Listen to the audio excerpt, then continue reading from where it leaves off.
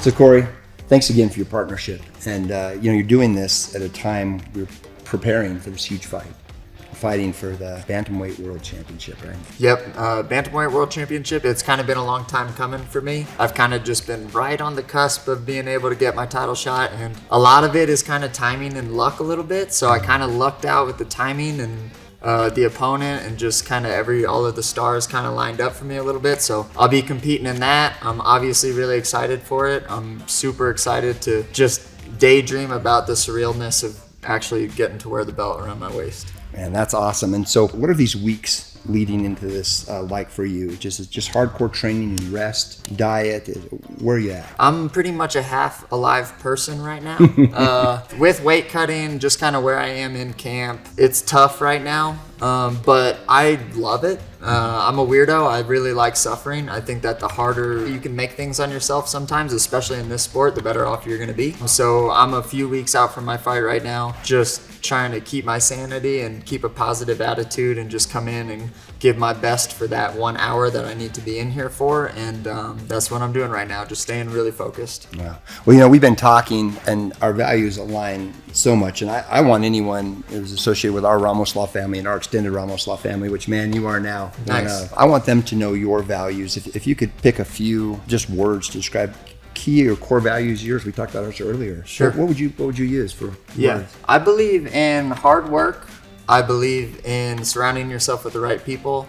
And I believe in if you love it, it'll work itself out. I love training. I love martial arts. If I could live every single day at the gym, I would do it. And I've just followed that. I've always been a really hard worker my entire life. That's kind of like an innate thing that I just was lucky enough to be born with. And I believe just surrounding yourself with the right people, because that can make a massive difference in your life. So those are kind of my three things that I think are just massively important that I look for. Sweet. So it just sounds like you found your passion. Yeah. Okay, offbeat question here, and it probably doesn't even fit right now, but I've got to ask it. If you weren't doing this passion, just talked about how much you love to train. You talked about how you just love that hardcore. You love the pain part of it. If you weren't doing any of that, if that were taken away tomorrow, what would you do?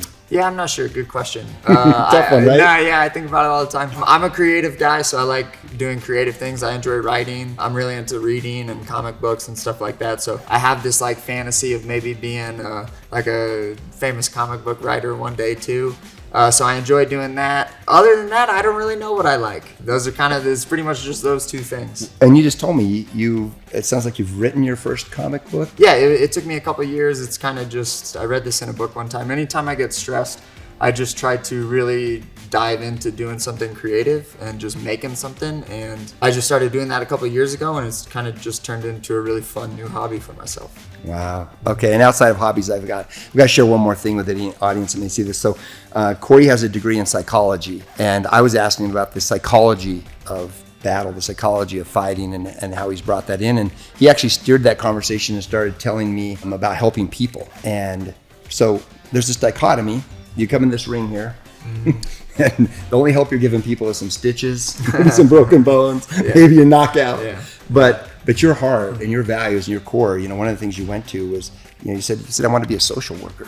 And I know as a physician that social workers are angels of our society. How do you deal with that dichotomy between you really love to help people and you really love to beat the hell out of people? Yeah, I don't know. MMA is just a sport to me. I'm not like hurting anyone. I'm not ruining anyone's life. It's just a sport to me that I find fun and challenging and really unique, I guess, too. The social work thing, though, I used to work at a place. It was a residential treatment facility for a few years. I just kind of wanted to see if I could take it and see if I could handle that type of life. And those people are way tougher than me. I found out that it's not for me, which is okay, That's right.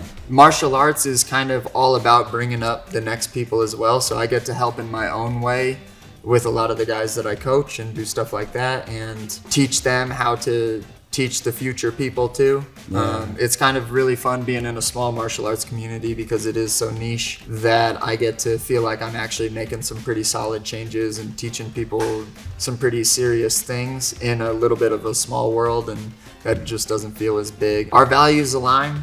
I really love your guy. It's have fun, pursue excellence, deeply care, which I Yeah. love. Communicate openly. And I love the caring deeply. That's a good one. That's a favorite? Yeah, that's my favorite one. Yeah, I think that goes a long way. It does. It I'm does, it with goes you. a long way. Yeah, I appreciate that, and I appreciate how you explained to me that you pour into the community and youth or anybody that you can help, that you see needs a kind of a helping hand. And I know with us, you've been more than gracious with your time today, with your approach to this whole partnership, and I can't thank you enough. Yeah, hey, I can't thank you guys enough.